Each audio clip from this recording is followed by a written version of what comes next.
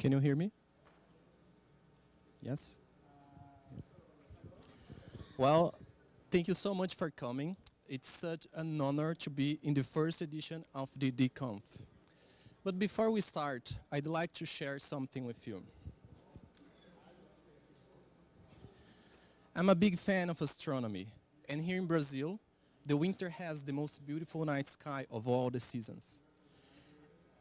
If you are in the south hemisphere during the winter, and you look at the sky at night, even if you are in a city with a high level of light pollution like São Paulo, you're probably going to see two very bright stars close to each other. These stars are Alpha and Beta Centauri. When I say these Greek letters, I'm telling you not only the name of the stars, but also giving you information about the intensity of the light of the stars in comparison with the other stars in the same constellation. So Alpha Centauri is the brightest star in the constellation of Centaurus. Beta Centauri is the second brightest, and so on and so forth. You're going to look to Alpha Centauri and trace an imaginary line that passes right through Beta. If you follow this line, you're going to find a cross. And this cross is probably the most important constellation in the South Hemisphere. It was so important during navigations that even nowadays, it's still on the Brazilian passport and in the Brazilian coat of arms. Its name is Crux, also known as the Southern Cross. But why am I talking about stars? Well, I have two certainties right now. First, before we leave this room through that door, most of you will have forgotten everything I told you about these stars. Second, even if you are in the southern hemisphere and you look at the sky at night, it's very unlikely you are going to find the cross only by following my instructions. Because it was too abstract, and this is not the best way to work with our brains. Because of that, I'd like to try one more time, but this time I will have a chat with your visual cortex.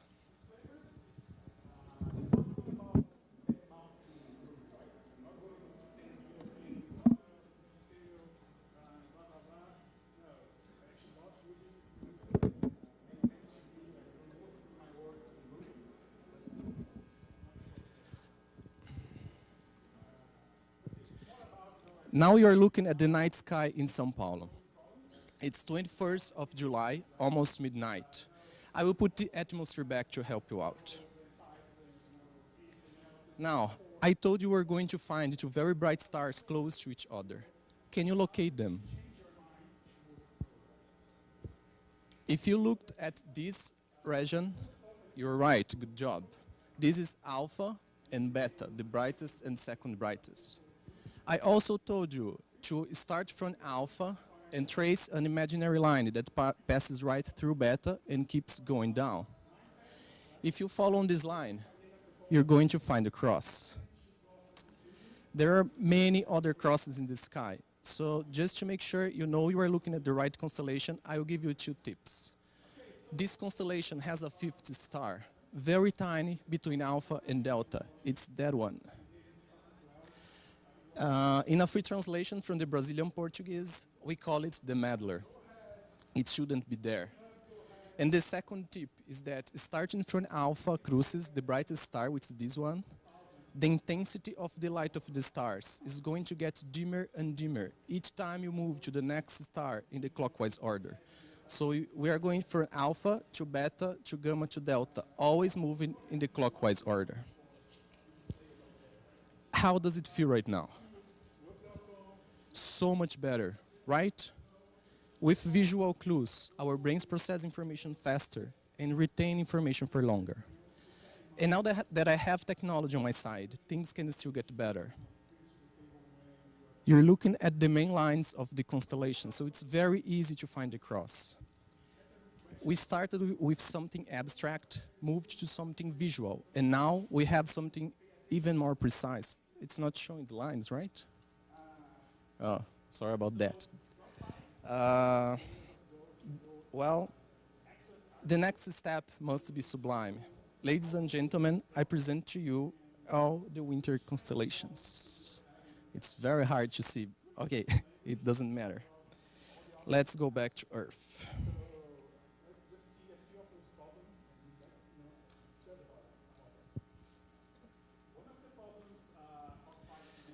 When I started to write a couple of years ago, I was eager to learn from the masters.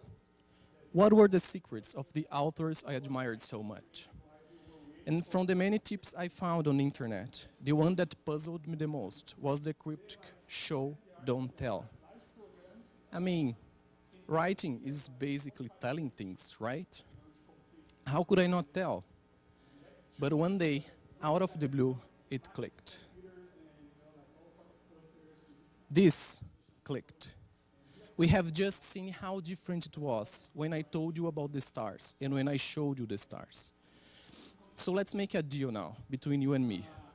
From now on, if you're going to present your project to a prospective partner, show it, don't tell about it.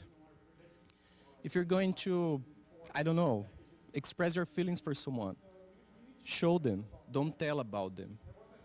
If you want to know what lies under the surface of your applications, show, don't tell. My name is Arthur. As a developer, I used to have a hard time to understand the cause of the problems in production. But my colleagues and I have discovered a way to learn about these problems in the blink of an eye, and that's what I'd like to share with you today.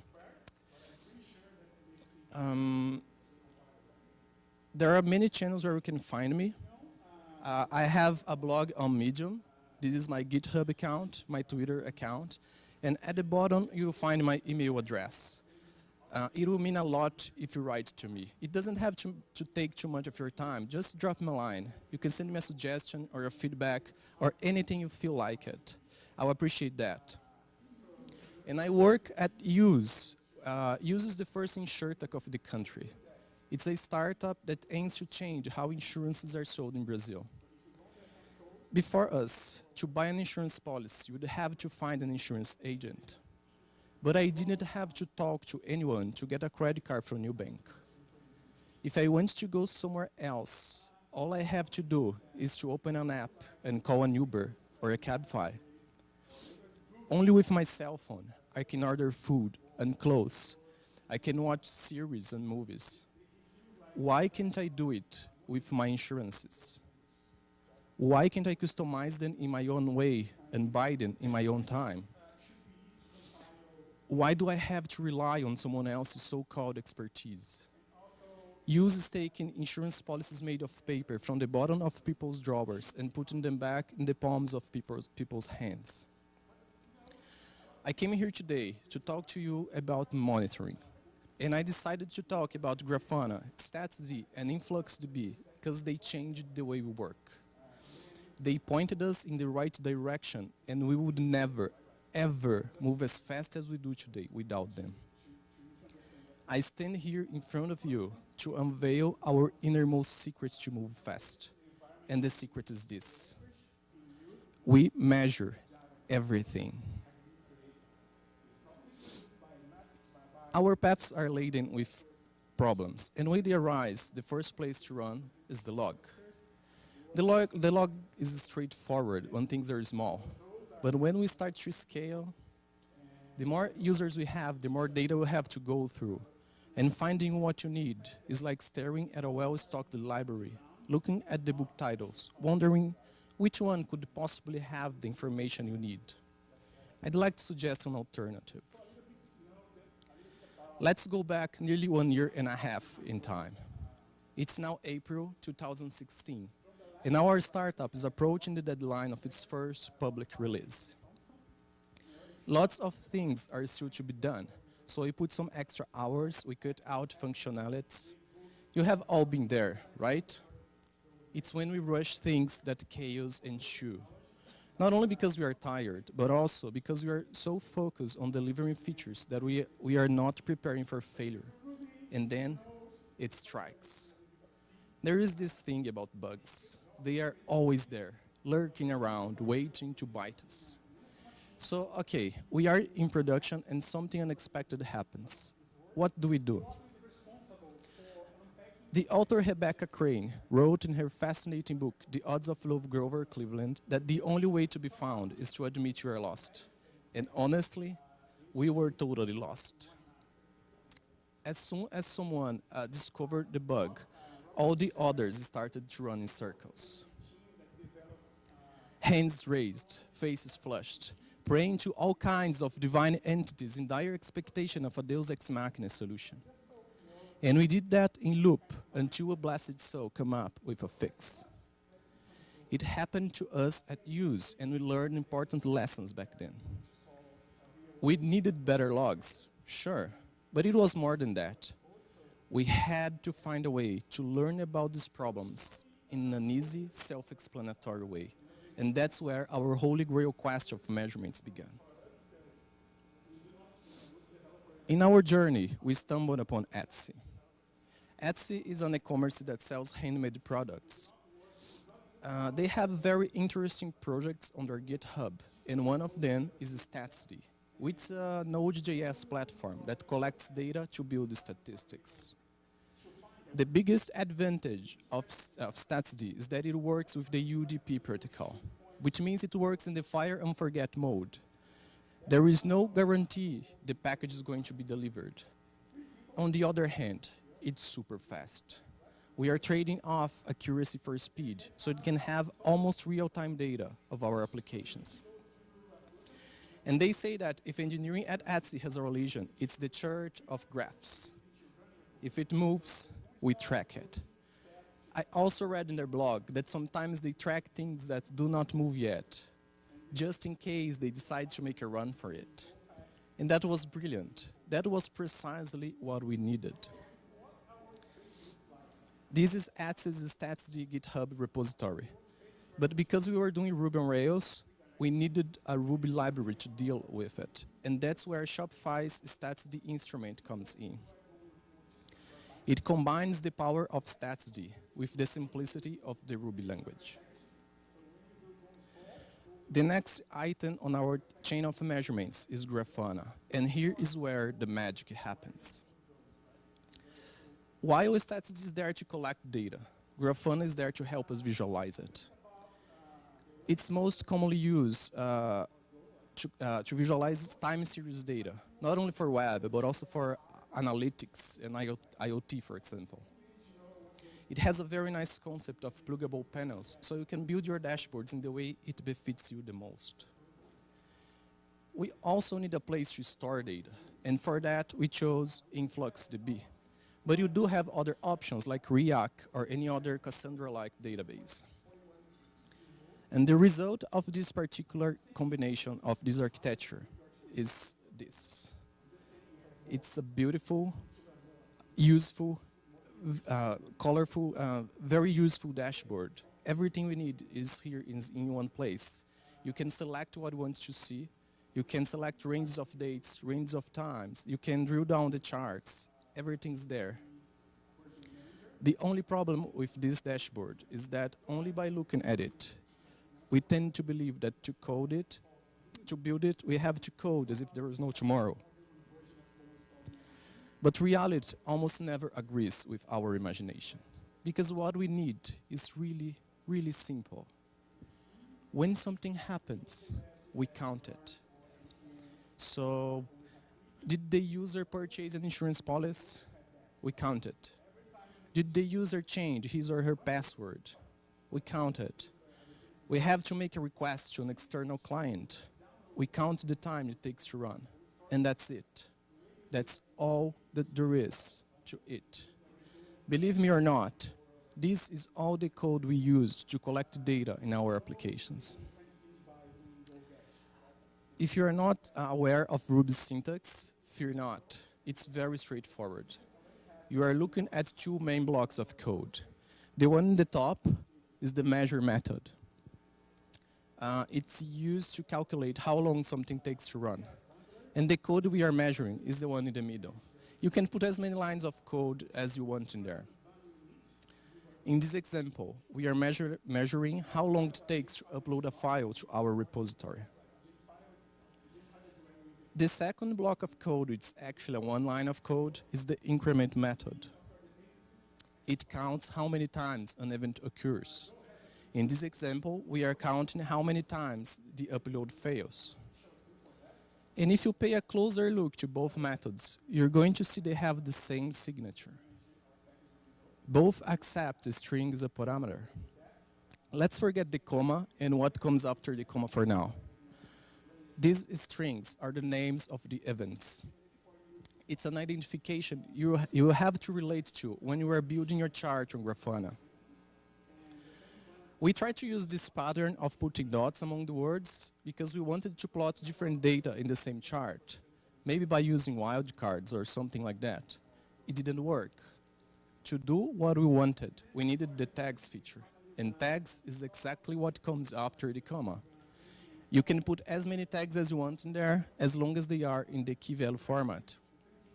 And in both examples, we are passing as a tag the type of the document we're trying to upload. It was only thanks to the tags feature that we could build this chart. We have information about insurance policies, but with different colors for different products. It's very useful. Well, you must be eager now to see Grafana in action. I would be unquiet in your place to know how I could actually build a chart now that I have data in my hands. So let's stop everything and take a look at it. I created this dashboard called Lab. And the first thing to do is to add a row. There's only one button there, so I click there.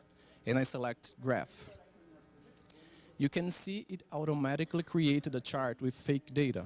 Everything I change here updates this chart so I can see what's going on. I clicked on the panel title. It gave me these options. I went to the edit. So you are looking at the chart, and there are some tabs below. And the first place to go is the metrics tab. First, I want to get rid of the fake data. And you can do that by clicking on the trash can. Here, it's this button. It's very hard to see. Okay, I click there. The data is gone. First, before starting building the chart, I went to the General tab and put a more meaningful name to it. So instead of panel title, I chose Documents Upload. Now back to the Metric tab. The first thing to do is to tell Grafana what is your data source. And for me, it was InfluxDB, so I just select it. I'm ready to start adding queries. And to do it, I just click on the blue button. It opens some fields. It looks a lot like a SQL query. And you can change the query by clicking on the fields you want to change. So I started by clicking on Select Measurement. And I typed only a part of the name of the event. That same string we passed on the Ruby method. So I typed the document upload, it's the one in yellow, and it lists to me all available events that match that pattern. It takes only one event of a given name to put it on this list. I selected document upload to repo succeed. And I don't know if you can see, but there is already some data in here. It's very light. Now I'm ready to start filtering data. And I will use tags, and to do that, you can just click on the plus sign after the where clause. It gave me again a list of available tags, and once again, it takes only one event with a given tag to put the tag on the list. There are 3 tags by default, with DC, host, and metric type. But the tag I created is there, document type. For the value, I chose insurance policy. Now, in the select clause, I always use the aggregation mode of sum. I will explain why later on. It's not that important for now, so let's just stick with the sum. I will go back on the slide here. If you see here in the legend of the chart, it assumes the name of the event as the legend. So here there is an alias by, and you can put a more meaningful name, something more friendly to help users to understand what's going on. So I have already a query here.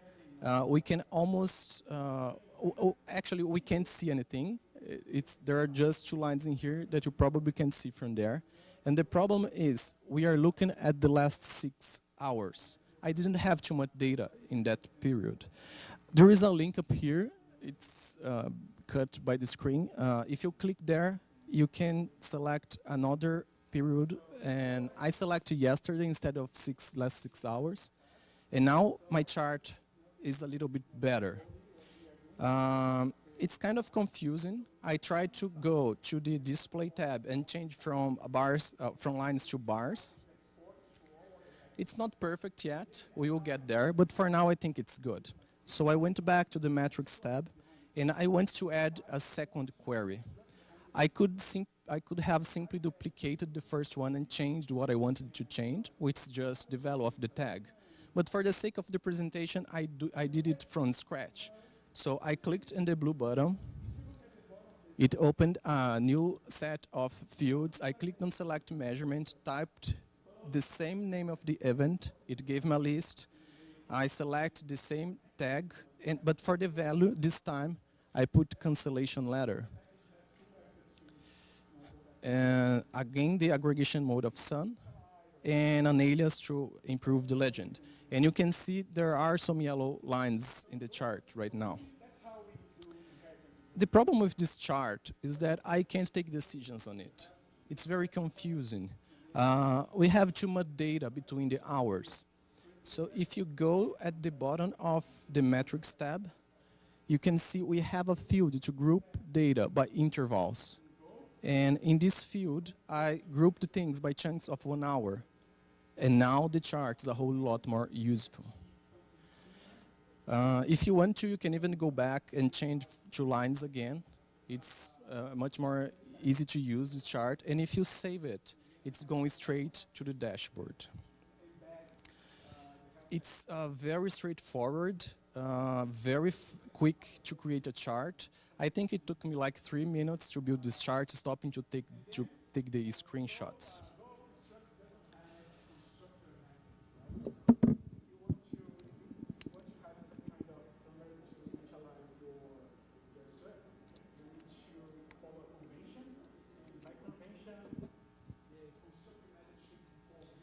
Okay, we know what parts of the architecture we need. We know how to code it. We know how to build the chart. But the question that remains is it really helpful? I mean, it's very beautiful on screen, but did it really help our company? And the answer, as you might have already guessed, is a big yes.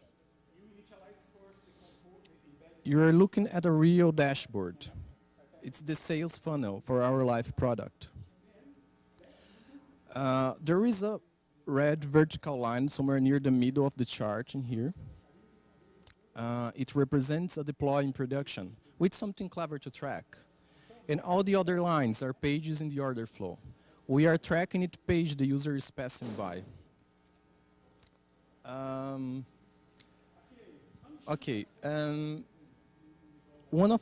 Actually, after the deploy, all the lines started to dance above the average, so it seems we put something good out there. But one of our developers was looking at the chart, and he saw something weird was going on. Can you see this light blue line over here? During the deploy, it went to 0 and never came up again. What happened? I will give you a little bit of context first. At that time, we were changing a little bit how we were calling StatsD methods.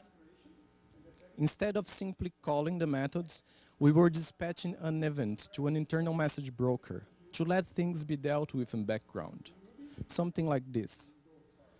This is the normal flow of the code. It could be a controller or a model. And when we felt we had data, we broadcast an event. And there was a listener listening to this event. All the methods of the listener, are just calling StatsD.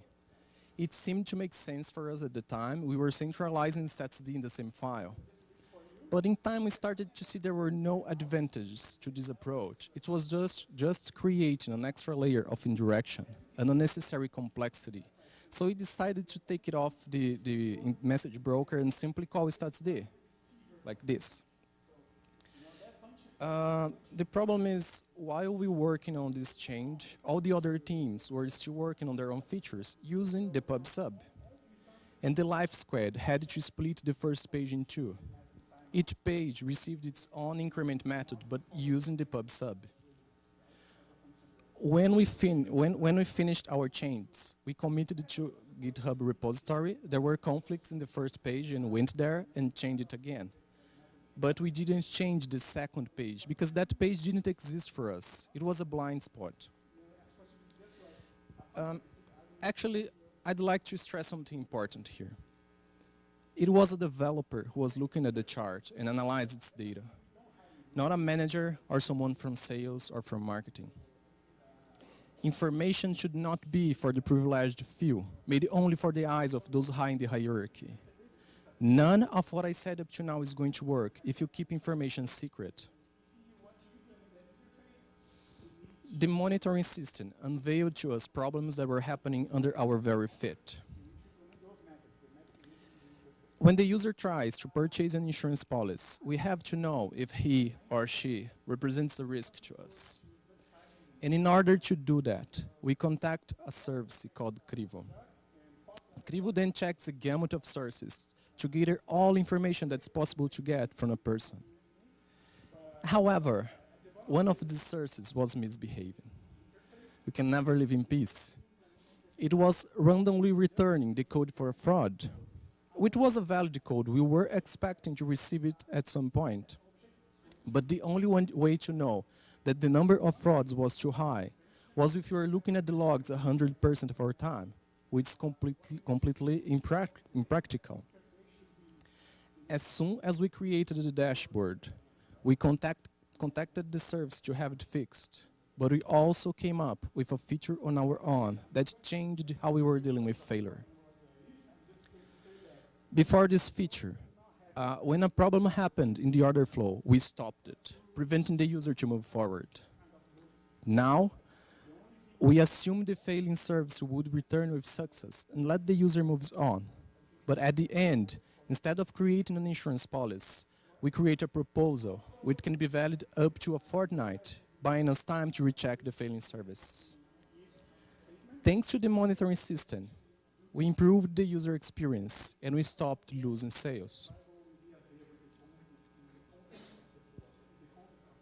You are looking now at a screen record of the user selecting a vehicle in the order flow.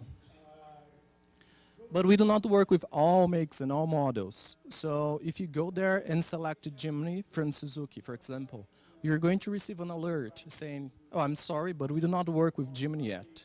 And you can type your email address and we will alert you when we start to work with it. But we wanted it to be a little bit more predictive and to attend to the user's needs. Because we were tracking this information, we could create this chart.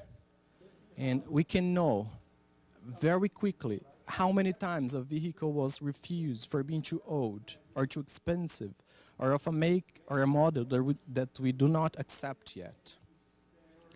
This is very useful because the next time you are choosing a vehicle to work with, we are no longer guessing. We are doing it based on data. This is what's called to be data-driven and user-centric. From the beginning of this year, I have been working on a geolocation system. It's called GIS, which stands for Geographic Information System.